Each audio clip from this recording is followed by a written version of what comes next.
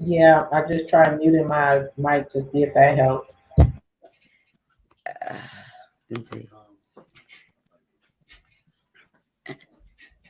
Okay, I'm mute. uh, Let me unmute myself. Can you guys hear me? Yep. All right. Hey, everybody. This is Minister Toya Woodland, and we are here this afternoon, this evening, for a special prime time edition of of my show. Today, we're going to be talking about what the Minneapolis Public School Board, school system, period, and its involvement in child protective services. So I'm excited. I got three special guests on. I have Khulia Pringle. Say hey, Khulia. Hey. I have Taryn Cruz. Peace. And I have Miss Kelis Huston. Hello. So I asked them to come on the show because they are all in some form or some way involved in either CPS or school advocacy for children. I know everybody knows that Kelis is the go-to person for CPS. Whenever we have a CPS question, everybody's like, well, let's call Kelis. And then, Khulia, of course, is fighting for kids, fighting for equity in schools, fighting against mass suspensions, in the face of the people at the school board. No matter what the relationship is, once you cross that line, you are on the other side. Ain't that right? Yes, ma'am. We got Trayon Cruz from Minnesota Black Lives Matter. The Trayon Cruz Show also is the president of the Green Party. Minnesota Green Party, and the one of the co-chairs for the National Green Party. So I welcome you all. Thank you. Right, hello. Hey. So, Khulia, tell me a little bit about yourself and what you do.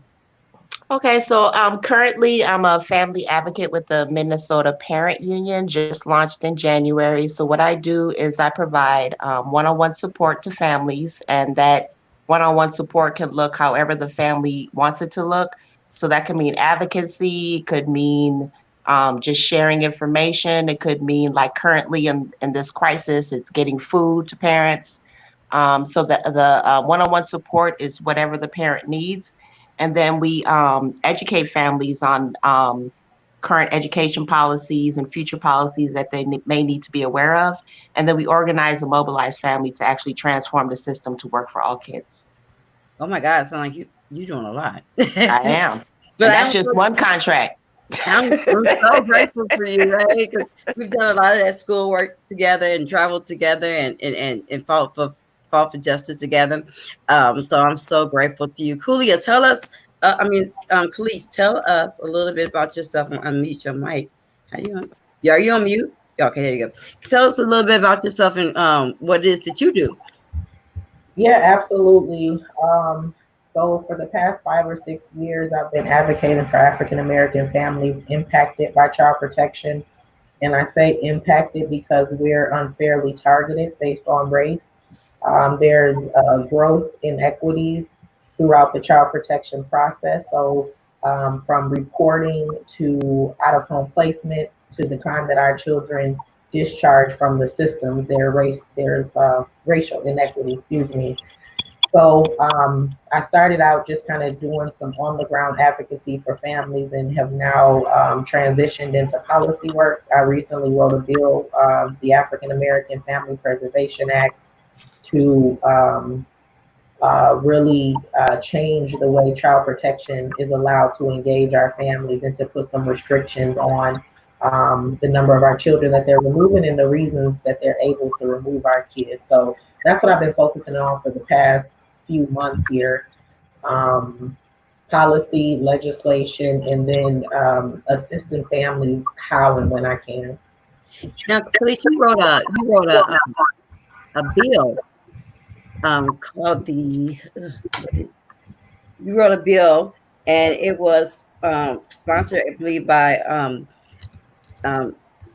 Representative Rena Moran, and I forgot the other gentleman's name. Could you tell us a little bit about your bill?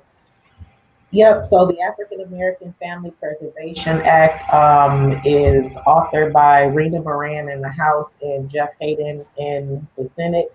And the purpose of the bill is to protect the best interests of African American families and to promote the stability and security of our families by establishing minimum standards to prevent unnecessary removal. So basically requiring that before they're ever able to remove one of our children, that they work with the family in the home to connect them to community-based resources and to connect and engage with their all their the familial supports that are already kind of built into the network, opposed to just removing our kids, throwing them in foster care, and giving the parents the case plans that they give them that really doesn't get at the actual needs of the family at all. It does several things. If anyone wants to review it, you can Google either African American Family Preservation Act, or you can put in the actual bill numbers, which is SF 730 HF 342, to see all that the bill does. And it's also in the link of the post that I shared yesterday. So if you go into that link, go on that post, and you go into the link that I shared yesterday on my Toya Woodland page, you will see the link to actually go to the actual bill. Now, Tran, you've been doing a lot lately, so tell us a little bit about what you've been doing, sir. Recently, so I recently got elected to be the co-chair of the Green, one of the great 7 co-chairs of the Green Party of the United States. I also was been I've also been elected to be the chair of the Green Party of the United States Reparations Working Group. So when I ran for mayor in 2017, I ran on a bill called the St. Paul Recovery Act that was modeled after the DC Recovery Act, which was to get full and complete reparations for the American descendants of slavery. And we wanted to put taxes on tobacco, cotton, anything that our ancestors' hands touched that enriched the slave master. And so there was a big struggle between, like, the other groups. They wanted to ban menthol cigarettes. I wanted to put taxes on menthol cigarettes and have that put into a reparations trust fund and distributed to the American descendants of slavery that reside in St. Paul. So now that same model has been adopted in Chicago, and we're trying to get it adopted here. So Chicago implemented a plan that we were working on first here in St. Paul before we got the chance to do it. So hopefully we can be the second place in the nation to implement the St. Paul Recovery Act, or a reparations proposal at the municipal level. Oh, that sounds great. That sounds great. Okay, you guys know I'm Minister Toya Woodland. I'm also running for 5th Congressional District, U.S. Representative. I am running on a reparatory platform, which includes things like universal basic income, reparations, child protection, restore the vote, anything, accessible housing.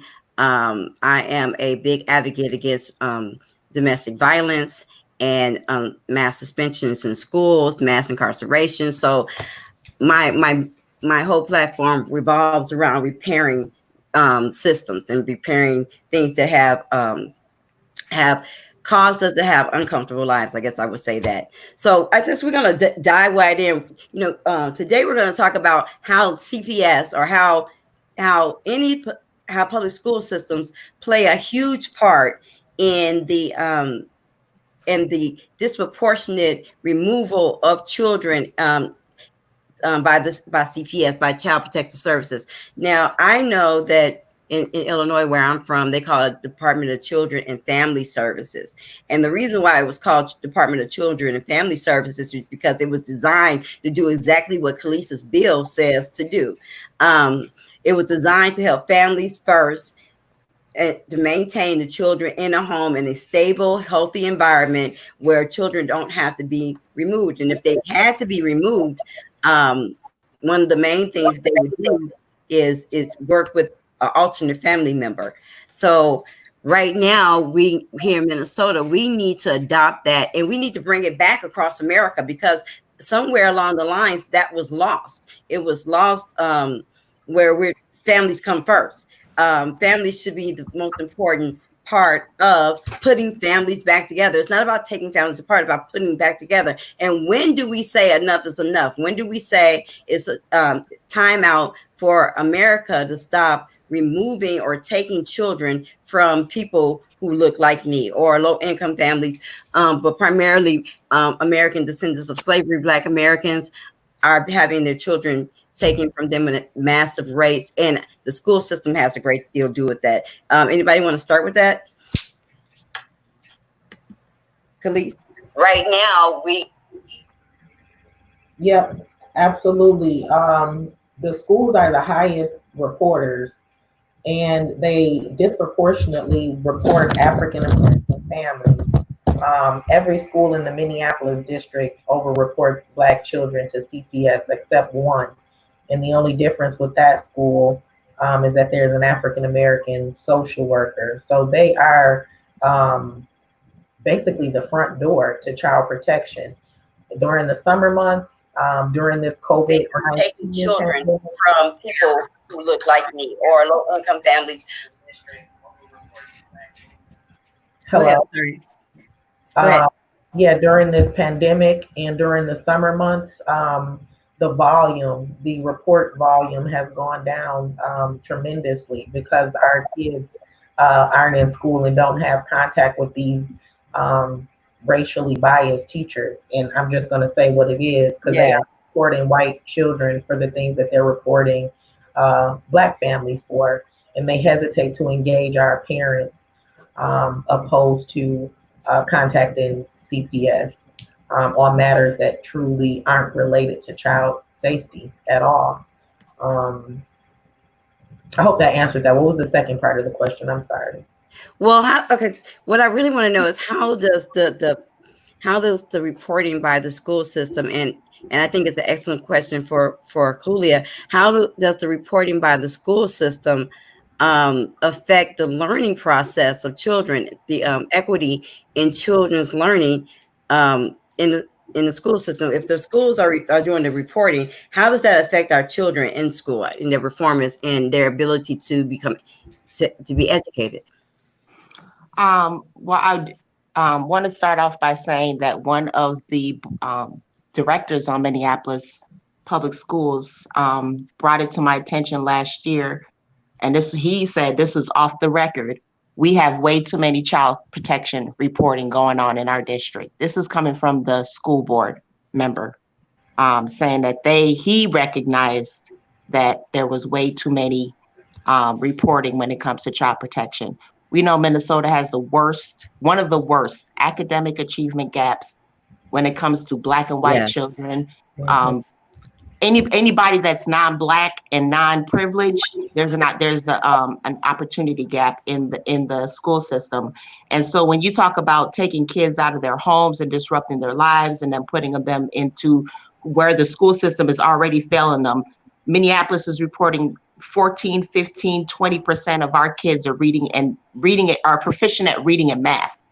This is 4 out of 5 kids that are proficient. So it's only 1 kid out of every 5 kids in Minnesota, I should say, that are proficient in reading and math. And then you want to throw in taking a kid out of their home, putting them in the system, and disrupting their whole academic learning. Let me just say, I was in child protection when I was a kid.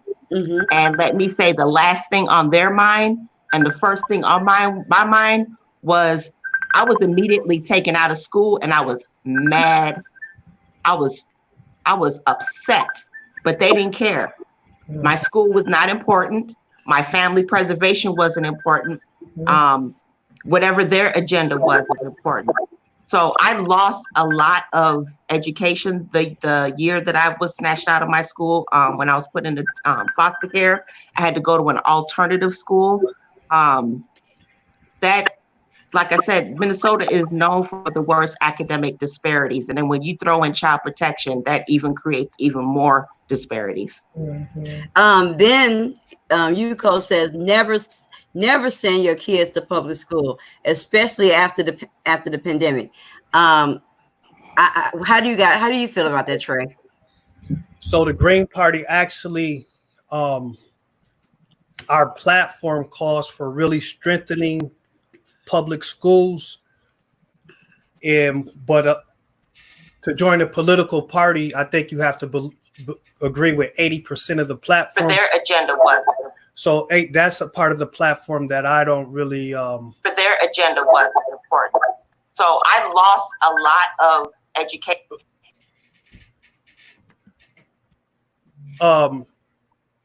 Agree with 80% of the platforms. For their agenda was. So that's a part of the platform that. Can you repeat that question one more time?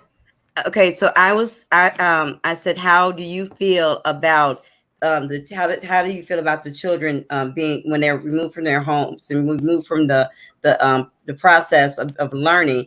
How do you feel that affects them? Oh, I think kids need to be in school learning, and then even with what's happening now as far as COVID-19, I think a lot of kids are probably falling through the cracks because you might have, people are stressed out. So I think if we were able to access certain funding, I think that there's a lot of funding for homeschooling right now that we might not be that we might not be tapping into, that could probably really help children of color. But also, our reparations proposal calls for the establishment for the Board of Education of African Ancestry, and the Board of Education of African Ancestry would be a board over school districts that are predominantly Black, and then they would make recommendations as far as who to get the textbooks from, what should be in the textbooks, who to buy the chalk from, who to buy the iPads from, who to buy lunches from. Just if you just look at the lunches, Minnesota schools gave out over 1 million lunches in like the first 2 weeks. So whoever had that contract made a lot of money. So we're saying if it's a contract, and if you're serving predominantly Black children, those contracts for those lunches should go to predominantly Black businesses, because this creates intergenerational wealth. And that's a big part of education, is creating generational wealth. But the Board of Education of African Ancestry would also deal with suspensions, deal with disciplinary actions, deal with what does recess look like for children in predominantly Black schools. What does this lunch look like?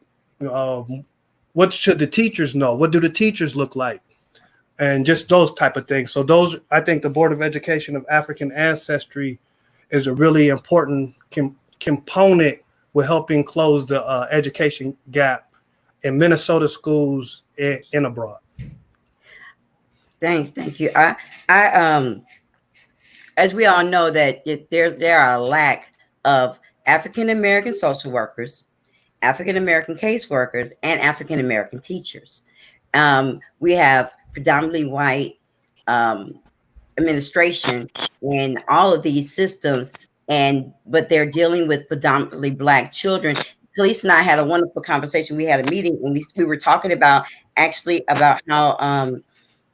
how the social workers, the case managers, or whatever they're called in CPS, most of them are white, and that they want to tell us as African Americans, American descendants of slavery, as ADOS, as I like to call us, how to raise our children. There's a distinct learning separation. There's a distinct way that we raise our kids, and which is not understood by most communities. But it works. It worked for me. It worked for you guys. So what we were talking about is how do we get more? And I think this is a great question for you, Kelis. How do we get more social workers into the CPS system, and how do we get it to the place where we are is culturally visible, and not only just more African American social workers, but African American social workers that care about their community. Let's say that. How do we bring those people in that we're going to fight for our children, fight for our families, and stop the snatching, kidnapping, and stealing of our kids? Right, because it plays a huge role. They're actually sending white women more often than not who have no cultural context to refer to into our homes to assess our parenting styles, to assess where we live, how we speak. And again, they have no cultural context to refer to and have no contact with African Americans outside of their job. So, of course, racial bias is going to play a role in it. One portion of the bill, because we're currently editing the bill to reintroduce it next legislative section, but what we're adding to that language is that the council that we're creating through this bill, this African American Child Wellbeing Council, would work with a commissioner to ensure that counties are considering candidates that are not only diverse, but have that kind of lived experience as well. Those that have actually been impacted by the system, opening the door for them to become child protection workers, because there's a class difference, but then the race plays a huge role as well. Could I answer that question, Minister Toy Whitland? Yes, ma'am.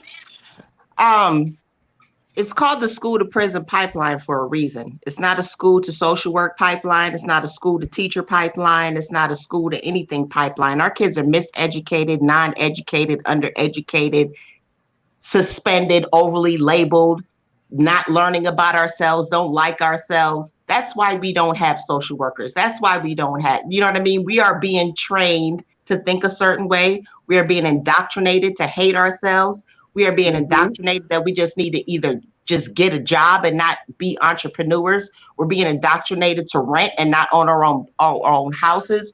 We're being indoctrinated to be second-class citizens. That's why we don't have social workers and teachers. I love that. What do you think, Trey?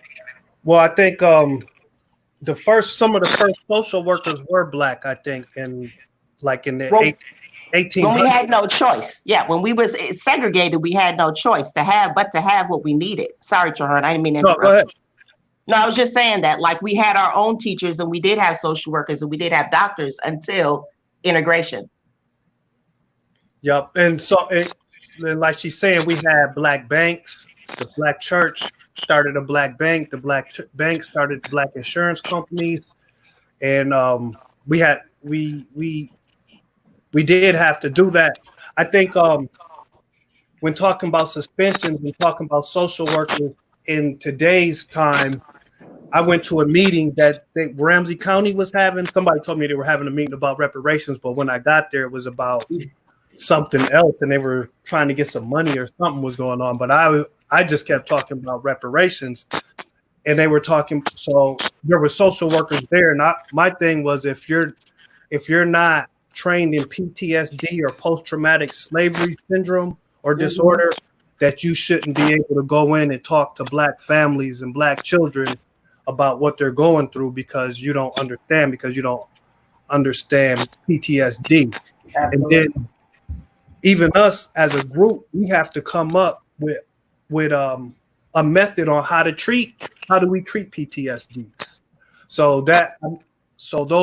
That's some work that we have to do too as a community, is building a curriculum on how to solve or how to cure PTSD.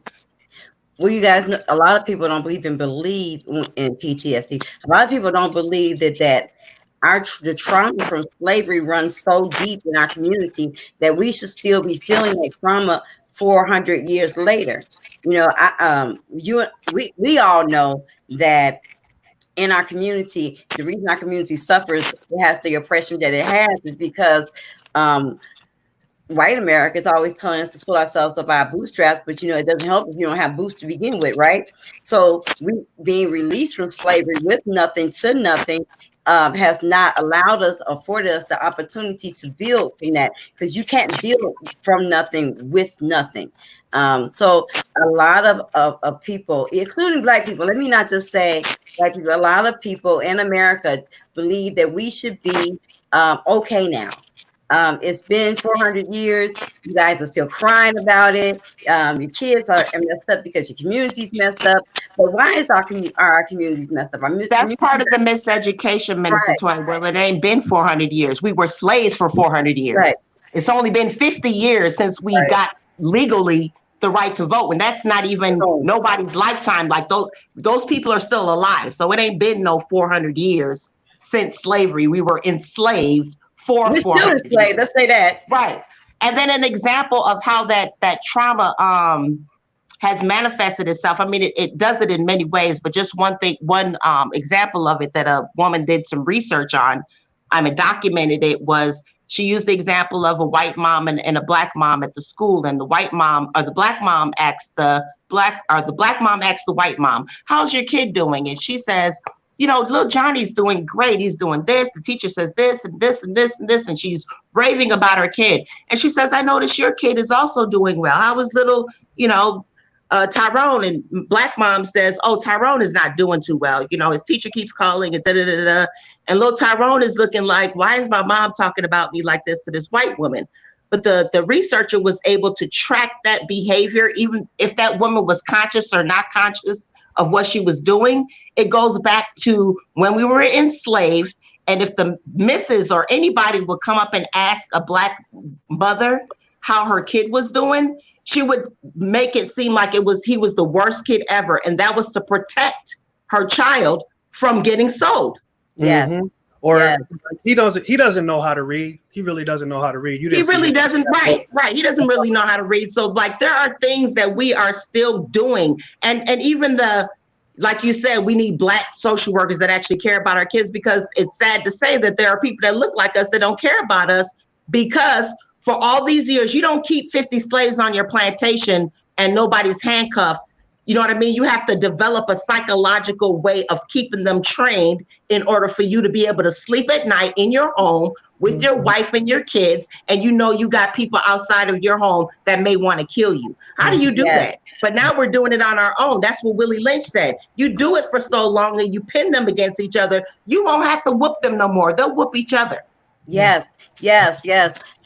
Oh God, I love it. And Kelis, feel free to jump in whenever you want to. I noticed that your mic was muted. I tried to unmute you, but you had yourself muted. I couldn't. What I'm learning is what I've learned as an early on as a child. I would see how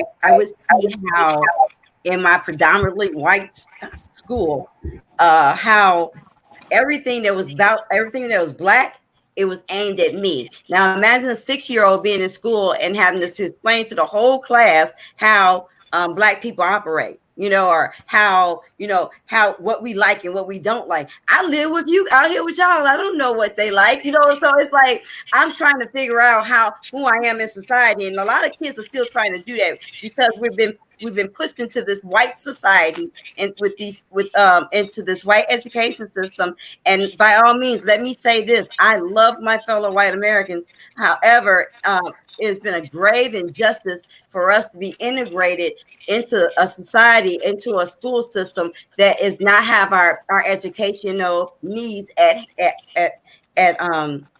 heart. They're not taking our interests and the way we move our hands. I move my hands when I talk. That's considered to some people as a threatening gesture. I'm different than maybe another white woman that might be the same age. She might not talk with her hands, but we are emotional people, and we are active people. You can even tell it when we go to church. Our church systems are different. So to try to treat an African American child or teach an African American child the same way you would teach a Caucasian child is totally insane, as far as I believe.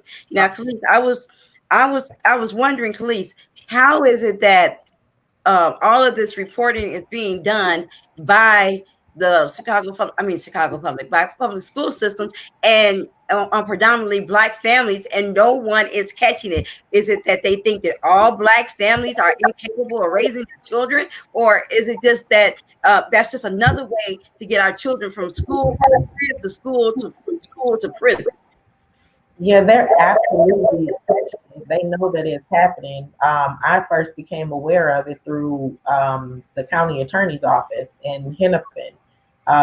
They were launching an initiative to start to address it through, I believe at that time they were doing some presentations to the schools that were the highest reporters. I don't know how that all panned out, but that was when I went through all of the data.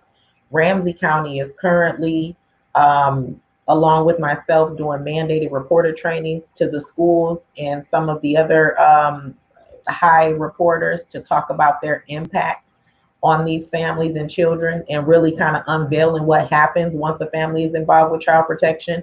Some people truly think that the family is going to get help by them contacting CPS, and it's the exact opposite. It's a governmental agency showing up at your door. It is not a social services agency at all. Which is what it should be.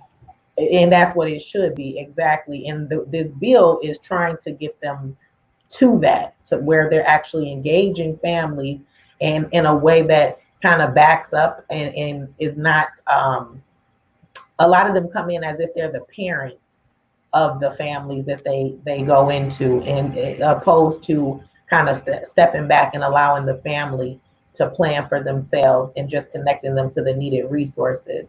But they absolutely know what's happening. They know that there's high reporting. There's certain things that teachers and school social workers, they know what to say in order to get a case screened in. Mm-hmm. On just the number of times that they've called. Some of them have a relationship with the screeners because they call so much, and they'll say, "Hey, I need you to get this report in. I need you to get this family in," and they use it as a weapon. So if you have a kid in your class and maybe the mom and you don't get along, or she's not doing something that you believe she should be doing, you can just pick up the phone and call CPS and have her child removed, or at the very least have her in court and tied up in that process. But they absolutely know what they're doing. I have a question too. So that was she kind of answered my first question, and I think what they do there, that example she just gave, plays itself out in a larger society, that they do that to us too. But I was going to ask, how do our kids go from being in school to ending up in child protection like that? But she kind of answered. And then my second question was, there was something that just happened around called CDD. And I was wondering if Khulia could answer, if Khulia or if Kelis, whoever knows about it. I'm not sure what CDD is, but just like there's a school to prison pipeline led by white racist, I call them devils, because that's exactly what it is. You have to be hate-filled in order to really attack people based on the color of their skin. So there's a school to prison pipeline, but also a foster care to prison pipeline. So if they can't get you through the school system, they'll get you through the foster care system. And that's what I've noticed, is that the connect is really strong. And the school, the social workers, the teachers, and the administration. That's what I mean. Yeah. Go ahead. I'm sorry. Go ahead. No, that's what I meant when I asked her, how do, like, if a kid's in school, how does a social, how does that end up where a kid is, like, a social worker gets involved with their family or CPS or something like that? It could be anything. The social worker notices the kid looks a certain way, or is, whatever it is. That's why I'm against home visits, because these are white people going into other people's homes with their preconceived notions, and they're mandated reporters. So whatever they think, and it's whatever they think. Mm-hmm. It is. That's how the call gets set in. Now it's up to child protection to discern whether or not there's an actual concern or not. But the teacher doesn't care. That's not their concern. All they're doing is reporting. So they don't care what happens after they made that phone call to their homeboy down at, or homegirl down at CPS. You know what I mean? This kid came in for the last 3 days. I noticed their clothes was dirty. Could be mom just didn't have money that week, to wash the clothes or whatever. So now I'm going to report neglect. Yep. Yeah.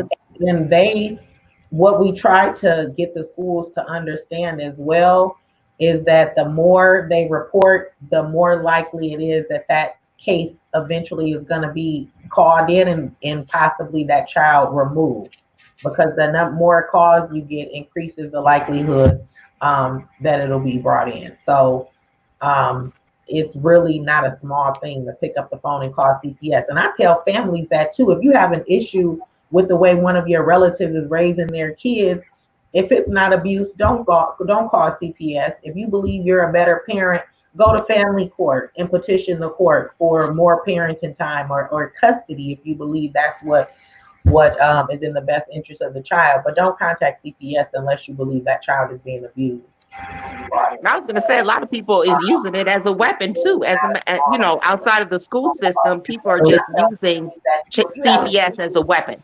Absolutely. I'm sorry. You said a lot of them are using it as a weapon.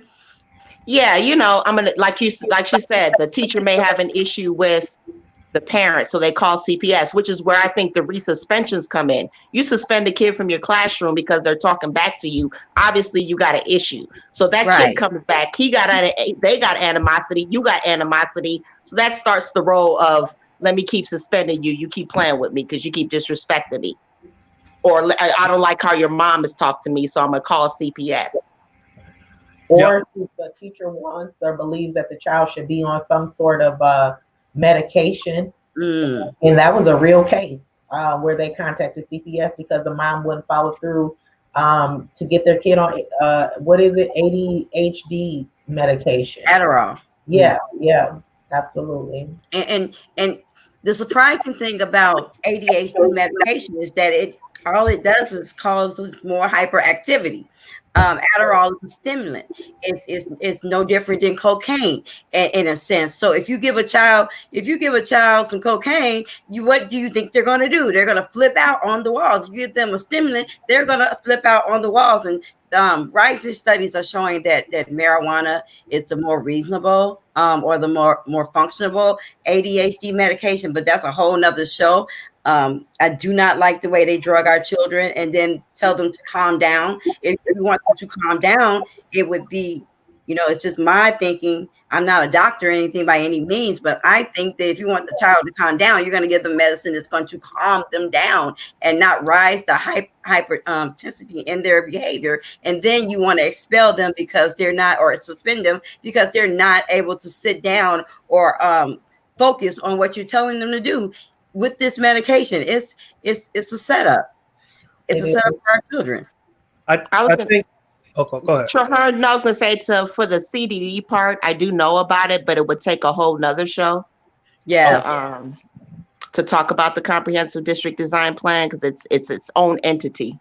We have to do it though. We're gonna have to talk about it eventually. We're going to have to get there because people need to know the structural function of dismantling our children, our families, and where it starts from. It starts from preschool. Now it was just elementary, but they're starting to dismantle our families from the school system, and it's through this ADHD 504 IEP plans and medication, and it's there's a lot wrapped up into that. But this kind of let's mention that that diagnosis is non-clinical.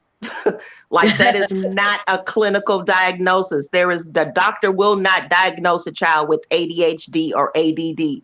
That is a subjective diagnosis, and our kids are overly labeled because of non-culturally competent teachers. Exactly. And they shouldn't be allowed to place those type of labels on our kids, especially if the impact or consequence of that is medication.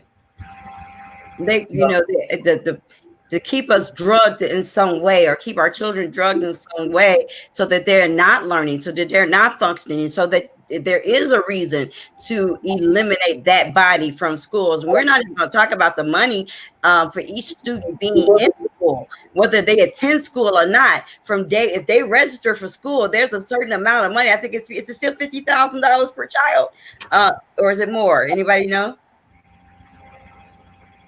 I can't hear you. You can't hear you, Khulia. I'm sorry, 15,000, almost 16,000 per pupil, and then that's not including Title I funding from the federal government, and that's not including special ed funding. So they're just getting 16,000 per year per child off top, general ed, and then they get additional money for low income children and additional money if that child is labeled. Wow. See? That financial incentive, follow the money. And then we got the biggest education gap in the world or in the United States. And what way to say that education gap is because we got a lot of ADD kids. It's not our fault. It's not the system's fault. These kids are crazy.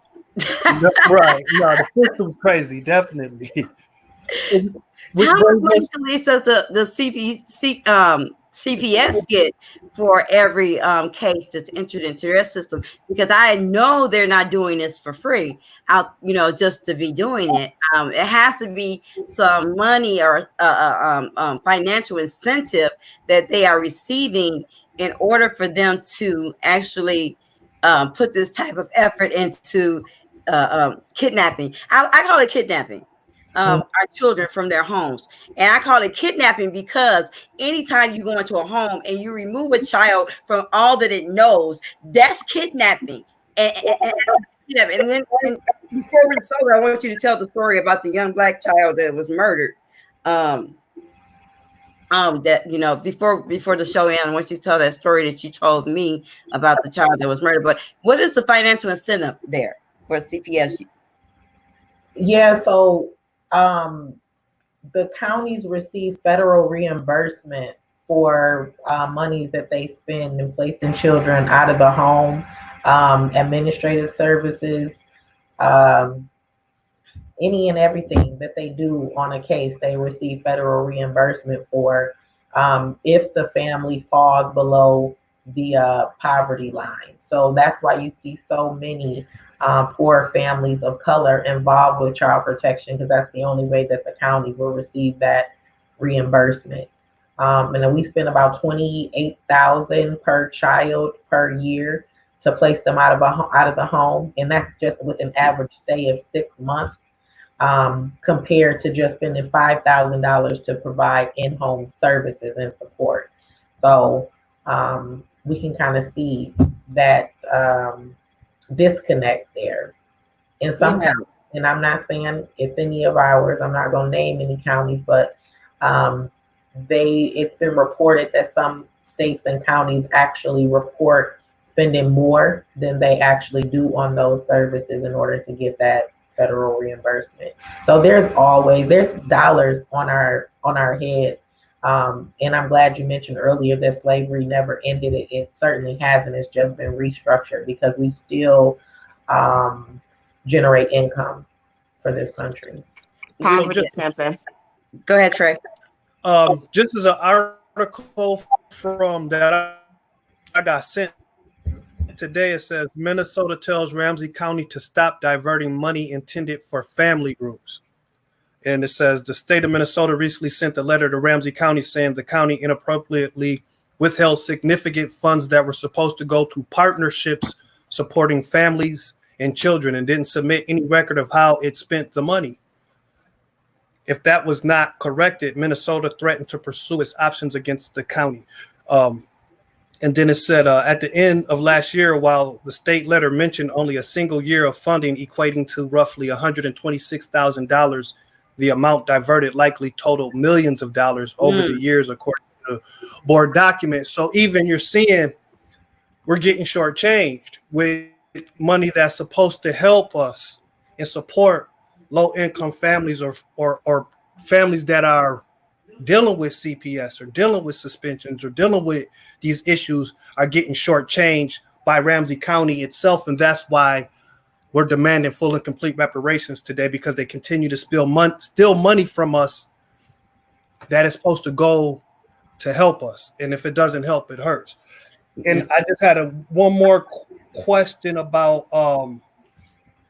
education in the COVID-19 era. What does that look like to all three of you guys? Because I heard somebody's child, a truancy officer called somebody. And said something to them during this time. So I'm like, how are truancy officers calling parents right now? What district is that? Because there's an executive order, and that's illegal. And I think that would be here in St. Paul. Okay, we need to talk offline. That's illegal. There's an executive order against that. And St. Paul Public Schools made an arrangement with Ramsey County not to get truancy officers or child protection involved in their attendance issues. Was it outside of attendance? Yeah, it was about attendance. It was about attendance. Yeah, we need to talk offline. It's illegal. Okay. And they've been doing it in other counties as well, just still trying to figure out how to get CPS involved with our families, reporting that the students aren't logging in. Yes, aren't logging in or doing the stay at home packets, or whatever they're called. Just nonsense. Absolute nonsense. I read a post from our friend Chantel, and it said that if anyone knows of children that are being suspended, virtually, let's talk about being virtually suspended. Wow. Could they tag her or hit her up? How in the world girl, you know that it's bad when your child can be virtually suspended and from school and they're at home? That's like when watching the movie Friday, when his friend said, "How did you get fired on your day off?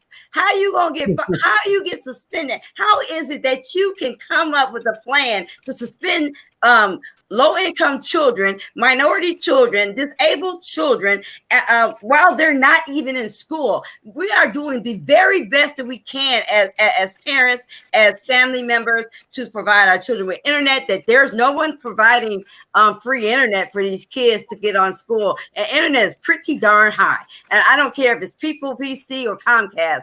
People PC is $45 for 3 months. And if you're trying to make ends meet, it's hard to buy internet for your child to get on school. They can't go to the library because the library is closed, right? So it's hard for them to get on. It's hard for them to get online. So if the public school system has not made any allowances for internet access, laptops and things of that nature, how is it that they feel that they can, and any one of you guys, I want you to jump in, can virtually suspend our children and not provide the necessary things for them to learn? We're not using books right now, so there should be some laptops. They're getting plenty of money. There should be some laptops and there should be some access to internet somehow, some way. And I know they can do it because Toy Vaughn's school, my son's school, when he was going to Purpose, they did that. They provided internet service and laptops for the children at home. So I know that it's possible. So the public school systems are supposed to be providing laptops and internet. The CARES Act just gave us a whole bunch, millions of dollars last week to the governor's office. And MDE says that they're going to be using that money to make sure that districts are covering the laptops and the internet. So hopefully that will be solved in the very, very near future, because we are tracking that. We're watching and we're making sure that will happen. But the idea that we're shocked that there might be virtual suspensions, again, less than 20% of our kids are reading at grade level, and that's allowed to go on. We represent very low in when it comes to our percentage as far as enrollment and our suspension rates is disproportionate. So it's not a shock to me that they're coming up with ways to once again get us into child protection, get us into the truancy, or get kids virtually suspended. I haven't heard of a case like that. I know she made the post. I haven't heard of anybody actually experiencing that, but I wouldn't be surprised if they were in this state.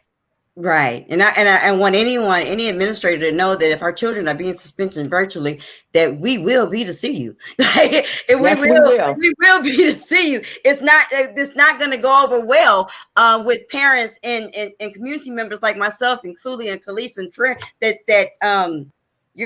that's not gonna happen. We're not gonna sit back and let that happen. They reconstructed the school district here in Minneapolis without the responses that they needed from African American families. You know, because you invited me to the school board member meeting when they were talking about doing the reconstruction and closing down this school and combining these other schools. Khulia, there are a lot of things that happen where they'll say they reached out to us. And then I've had parents to say, I never heard from them. And then they'll say, well, Black parents are not involved. Black parents don't care. But if I'm working 2 or 3 jobs to make ends meet, and you're calling me at home and not on my cell phone, or you're calling me from a number that from 2 years ago, and likely because of the low income factor, it's hard to keep a phone on in this day. And I've changed my number or whatever. You haven't made the effort, the total effort that needs to happen in order to contact us. Even when you have a court case, they make you put an ad in the paper. It has to be something that you don't take action until you hear back from the community. And so that really outrages me. What were you trying to say, Trey? So I know right before COVID-19 hit, there was a teacher strike, but I think COVID-19 made them have to come to the table. And then some of the things that they were demanding were, and I love our St. Paul, got mad love and respect for the teachers in St. Paul, but they were saying that they wanted social workers or something. That was one of the bargaining pieces. And I even had a conversation with a Black teacher, and I was like, wow, some of the things he was saying, we agreed on mostly everything, but then there was just a little bit of difference about things. But I was just wondering, why do you guys think teachers are asking for more social workers? It's a distraction. That whole crazy thing we were just talking about, it's to make everybody feel like these kids are crazy. We need more mental health workers. And I'm not saying that we don't. We do.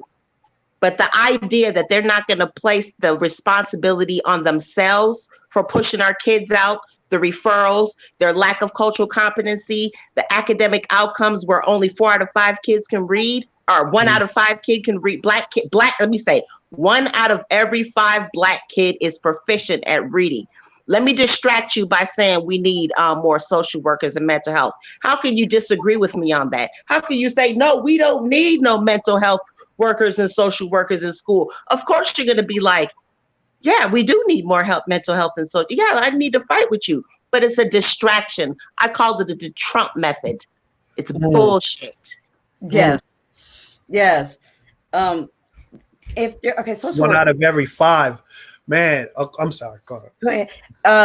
Social workers were created in schools so that they could work with families with children who were not doing as well as other children. The purpose of a social worker in school is to work directly with families, not to report them to CPS, not to be all in their business, but to help them get to the point where their children are being successful in school. What happened to the time when people wanted to help each other? What happened to that time before people wanted to turn their and what I really, really need to know is, what do the teachers get out of, or administration get from calling CPS? Is there some money that's involved there also, Kelis? Because why would you want to see a child taken from his home? What type of mental state can you be in? I can tell you, Minister Toy Woodland, it's to increase. If I get this, if you're a child that I know that is not learning, and I get you out of my school, my overall test scores goes up. You're not counted. There's no there's no financial. There might be, but I still get the $16,000 a year, whether or not I suspend you or not, whether or not I label you, whether or not I refer you. My teachers still get paid. I still get paid. This whole system still gets paid, regardless of how I treat you. Yeah. But because my school is looking bad because you're not learning and I'm not doing my job to make sure that you learn, you need to go. Yes. What were you trying to say, Kelis? Yep, I was just going to say we're going to continue to see these trends until we um, become the primary caregivers and primary educators of our children. That's where the problems are stemming from. And we can talk about kind of the symptoms, but that's the root of it. And we're working with and expecting um, basically the descendants of people that owned us. We're now expecting them to treat us fairly or to take care of our children. Or, I mean, it just doesn't make sense. And at some point, we have to start questioning our own mental health. Yes. We need to place ourselves in these situations. I know for one, when I do have a child, that I'll make sure that they're educated by those that look like them. It makes a difference. It really makes a difference.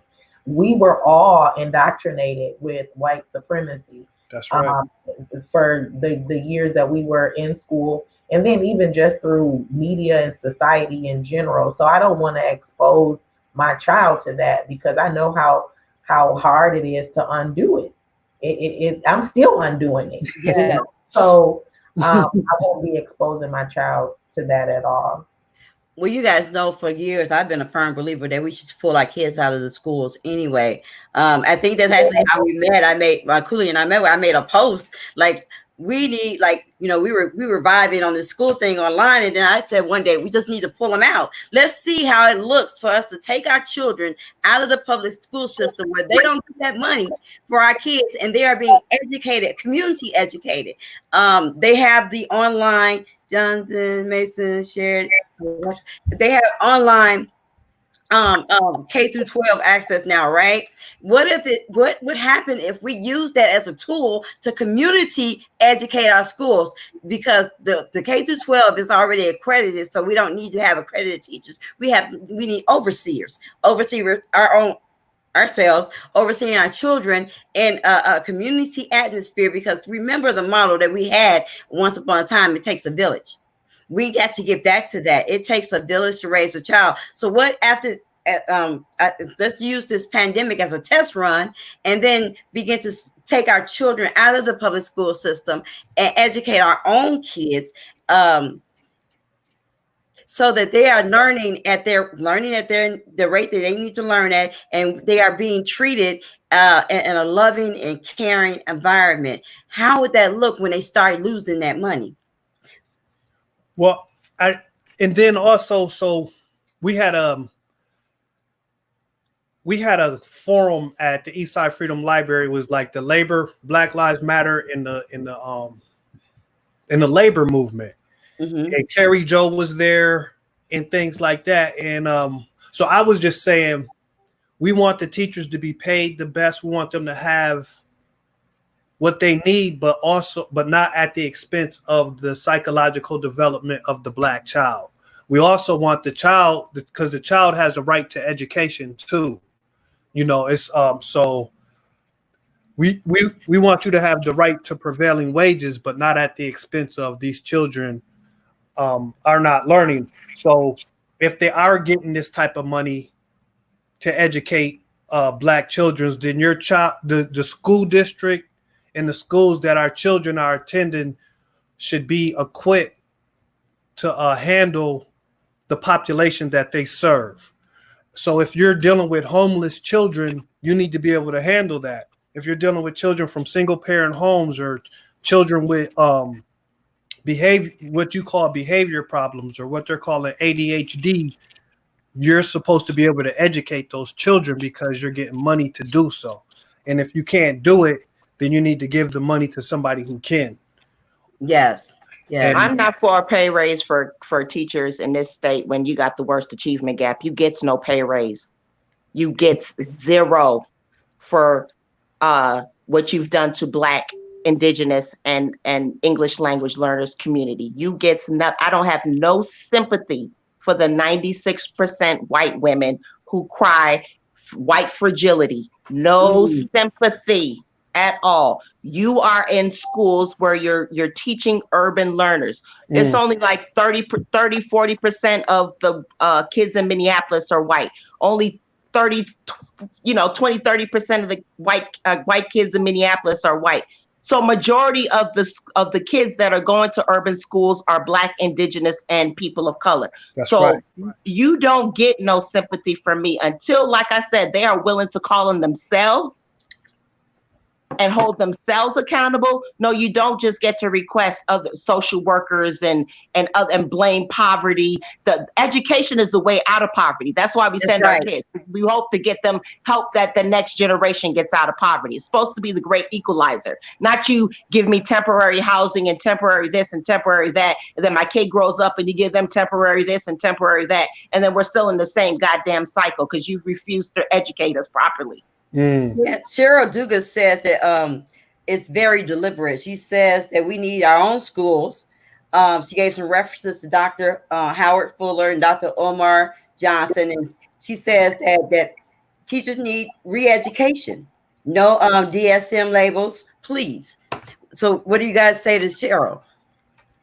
Cheryl is absolutely right. That's why I am for charter schools, and no charter school I don't believe is the greatest. But if we get a hold of our own, such as like High School for Recording Arts or Friendship Academy, where we are in charge of our own kids' education, then yes, we need to go back to the ways in which when we depended on ourselves.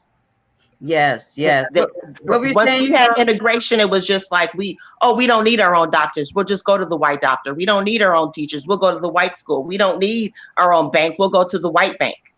Well, Dr. King, he realized towards the end of his life that he said he had did us a grave injustice in seeking integration and seeking integration, because what they do is pull money out of our communities. It pulled money out of there's no more neighborhood store. Mr. and Mrs. Johnson don't own a store anymore. We don't have a neighborhood gas station. Nothing in the Black community is owned by the Black community but barbershops and hair salons. But everything that we get for our barbershops and hair salons is owned by other people in other communities. And they're not pouring that money back into our community. They're sending that money back to their countries. They're not even putting it back into the American economy. Now, it'd be a whole different story if at least they were putting it back into the economy here in Minnesota, but they're not even putting it back into our economy. But yet Minnesota, if you become an immigrant or a refugee here to Minnesota, they pour into you, but you pour out, you take those resources and send them back to where you came from. That's another show. So, but go ahead. What were you saying, Trey? And I just want to follow up on what Khulia was just saying about not having our own. So just with the payroll protection program, because we didn't have our own banks, Black businesses and schools are businesses, so they need funding to operate. So whites have 90% of the wealth in America. Blacks have under 3% of the wealth in America. So starting our own schools, we need to have the money to do that. And then we need to have banks that will loan us money. So with the payroll protection program, a lot of African Americans or Blacks were going to like banks that they didn't bank with already or didn't have a relationship. They didn't have a relationship with these banks before COVID. They didn't want to give Black businesses loans before COVID. So you didn't have a relationship with that bank. So when the PPP funds came, the bank said, well, right now we're dealing with our own customers first, and then we'll get to you. But by the time they get to you, you're out of business. So that's why it's important to have our own schools, banks, hospitals, so that we can be serviced first. Right. So just like with the PPP funds, if we had Black-owned banks, those Black-owned banks would have qualified for funds. And the Black people who had those monies, that had money in those banks, would have been able to get, because 95% of Black businesses didn't get any PPP funds. And if we would have had our own banks, then we could have went to our own banks and got those funds, and our businesses would still be alive. We'd be able to go and start our own school, our own schools, our own businesses. And that's why elections are important. So that we can elect people who are going to show us how to do this, or when there's money or there's opportunities, they're going to let us know about it instead of hiding it just for a couple. I'm going to say this right quick. He talked about elections. There's an election coming up on the school board, and there's a woman who's running against our someone we know, Carrie Joe.